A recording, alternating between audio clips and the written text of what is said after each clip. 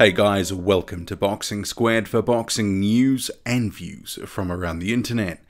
The unbeaten 14-0 prospect slash fringe contender Junior Fa, he's been thrown a curveball. He's been thrown a new opponent, and this is just 2 weeks out from his next scheduled fight date, June the 22nd. So his original opponent, Richard Lartey from Ghana, he's pulled out. So the New Zealander, he will now face 13-1 Mexican heavyweight champion Luis Pascual in the main event of Shane Cameron's Indian Motorcycles Fight Night on June 22nd in Auckland, New Zealand. So I'll get to a few thoughts soon, but first, I've actually spoken to Shane Cameron to get his take on the late withdrawal and this new opponent, Luis Pascual. Richard Lartey was booked to fight Junior Fa. He'd signed the contract. The Ghanaian heavyweight champion. For whatever reason, whatever speculation, whatever it is, he's not taking the fight now, which is a little bit annoying. But we found the Mexican heavyweight champ. So Junior was training for someone that's 6'5", but this guy here is 6'2", so similar. So the guy's 13-1, so should be a good matchup.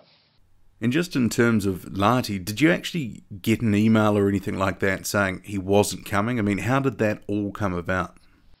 Mark Cadell, who sort of manages Junior Fa, he advised me 3 days ago actually that Richard Lartey wasn't going to take the fight.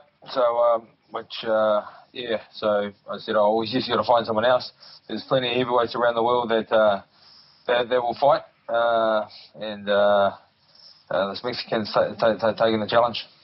And this guy, Luis Pascual, what can you tell us about him? Luis, me personally, I don't know too much about him. Mark Cadell, he said he's a sort of a come forward fighter. He's very aggressive, Mexican. Mexicans are very, very tough guys. So I think it'll be a good matchup. It's just great that Junior ultimately is getting a fight. The key thing is you can do as much sparring as you want, but actual getting in the ring and doing the rounds and having the pressure, having the attention on you, and the psychological side that boxing brings, it just adds another component to him. Should be another one for him, so it's another stepping stone for him. This is Pascual is like really a stepping stone really for Junior Fa. He needs to make a statement really. His last outing, Junior Fa's last outing in New Zealand, which was against Daniel Tai, that was a very, very close fight. So I think this Mexican's going to be a similar sort of style as Daniel Tai, and he just needs to step up. And his last couple of outings in the US have been better, but you need to always continue to grow, because if you don't continue to grow, then someone's going to grow above you. And you noted in the media release that it's not unusual for this sort of thing to happen.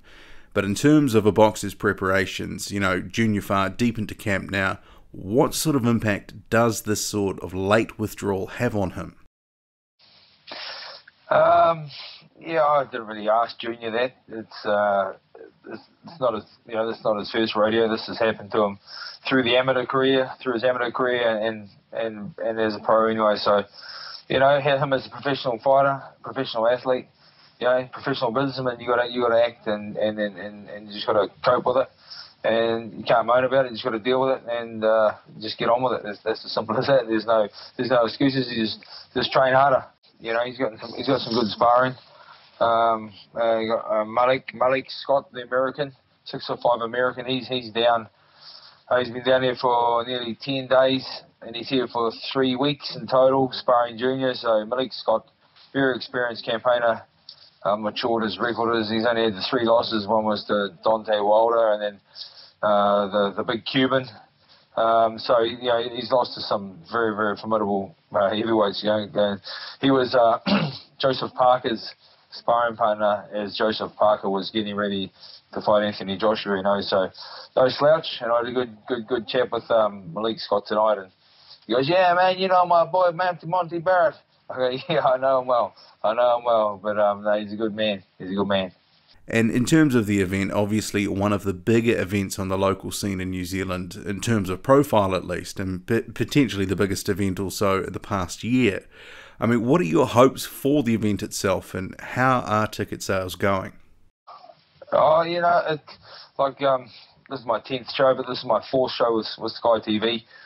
I'm enjoying the promotional side of things and the managing and guiding these young fighters. I've sort of been there by myself, so I sort of know what it takes. But the show is nearly sold out, to be honest. It's nearly sold out. The sellout is 40 tables.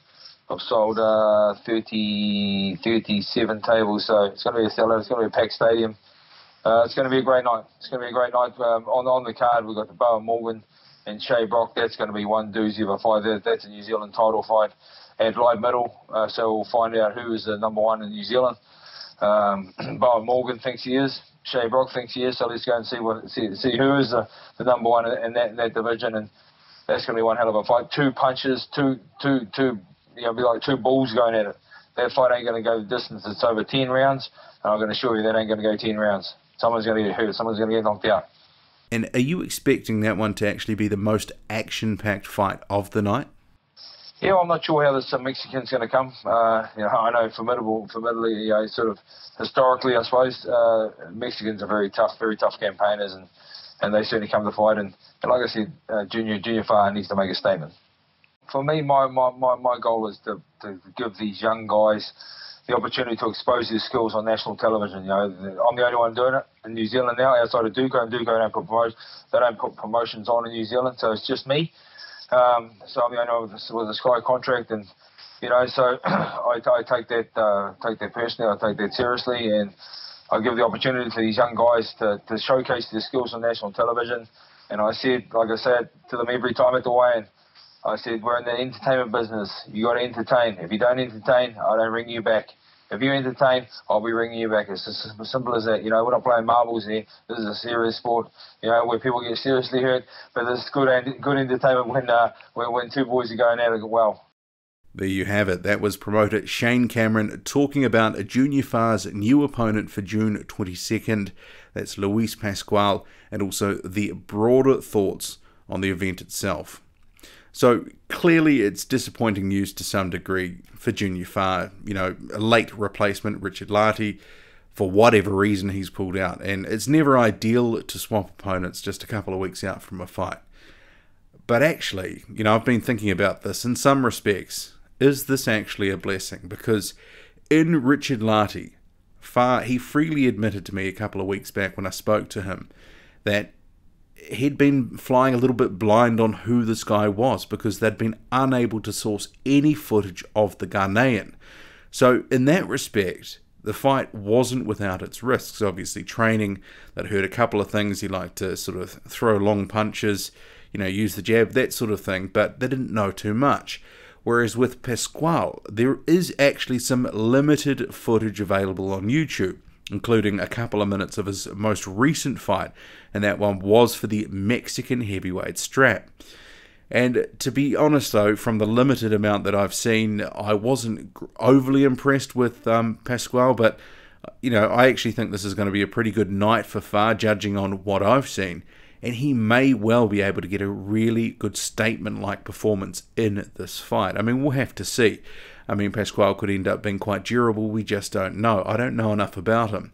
But if we actually look at the record, definitely padded.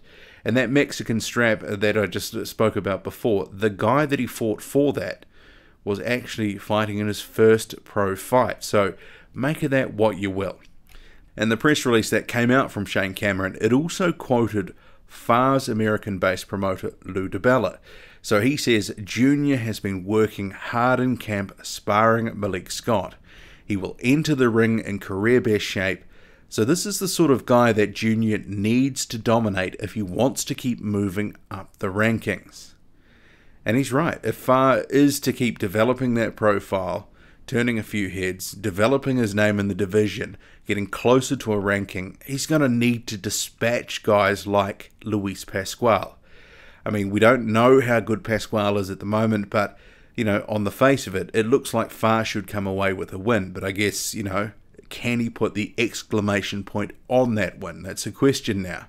So I do recommend that you do check out some of the limited footage available on YouTube, and I am planning to speak to Junior Fa about these developments and how his camp is going. So stay tuned for more on this. But what do you make of it all? This late replacement, Luis Pascual, and obviously Richard Lartey going walkabouts, just turning his back on the fight for whatever reason. We haven't heard why. Drop a comment loud and often. Hit like, hit subscribe, follow me on Twitter, boxing_squared. I'm out.